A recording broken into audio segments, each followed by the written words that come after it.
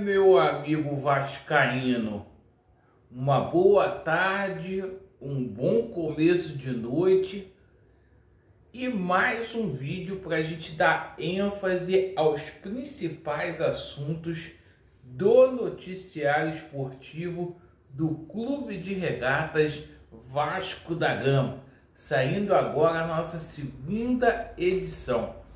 Vasco definido aí para o jogo contra a equipe do Fortaleza. Olha, e a gente vai falar aí sobre a situação aí da gafe de dois jornalistas aí. Um teve que se retratar com relação à dívida aí, porque falou que tudo estava pago. Hoje já sai notícia aí envolvendo um débito que o Vasco da Gama tem com o São Paulo. A gente vai explicar essa situação. Outro tentou queimar o Payet ontem. Payet parece que começa aí como titular. E a gente vai falar muito aí, meus amigos, sobre um acordo aí que foi costurado no dia de hoje. E olha, pegou a gente de surpresa. Teve até jogador aí do Vasco da Gama convocado para a seleção brasileira. A gente vai explicar toda essa situação aqui. Bom, meus amigos, vamos começar falando aqui sobre Vasco da Gama e Fortaleza. O jogo mais importante do ano. Se o Vasco vencer, o Vasco vai para o céu. Se o Vasco perder ou empatar, vai ficar no inferno. E vai ser muita cobrança em cima aí do elenco Cruz Maltino.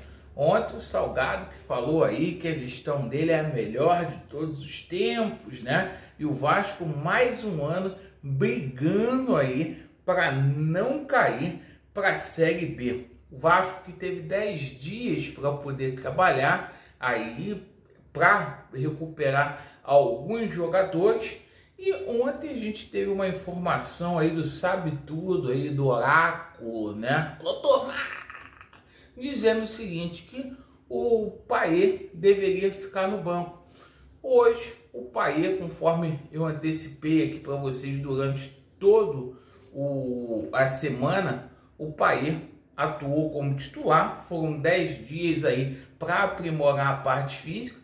Se o Payet não conseguir, meu irmão, aí fica difícil. Então o time do Vasco da Gama aqui, ó, a gente passa para vocês com Léo Jardim, Paulo Henrique, Maicon, Pelé, Piton, Zé Gabriel, Praxedes, Payet e Marlon Gomes, né? Peck e Vegete. O Rossi vai ficar no banco aí, que estava voltando aos poucos aí por conta da lesão grave aí que ele teve. Perfeito? Meu placar para esse jogo aí é 2-1 para o Vascão da Gama. O Vasco que está com 10 jogadores pendurados aí, hein?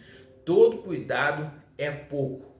Bem, meus amigos, situação aí envolvendo aí a dívida aí do Vasco da Gama, né? A situação do aporte, aquele aporte maroto, maroto também. Beijo pra Alcione, né?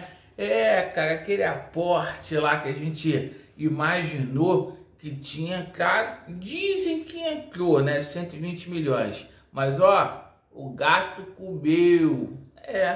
E hoje, né?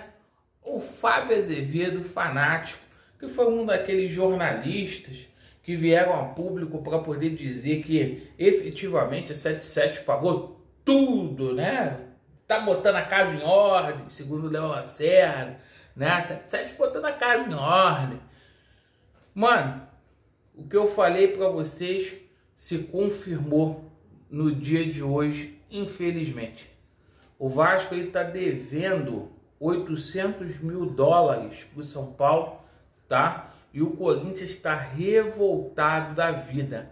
Ninguém sabe onde foram parar esses 120 milhões, porque o Vasco ainda não pagou esses dois clubes E a informação que a gente traz é que tem sim RCE atrasado. Então a gente fica muito chateado de ver o que estão fazendo com o Vasco. Cadê o dinheiro? Entrou o aporte? Por que essa situação ainda não foi paga, né? A gente fica aí se questionando, certo? Bom, vocês sabem que o Figueiredo está na seleção sub-23, né? O Figueiredo está lá na seleção sub-23. Já disseram para o Figueiredo que ele não faz mais parte dos planos.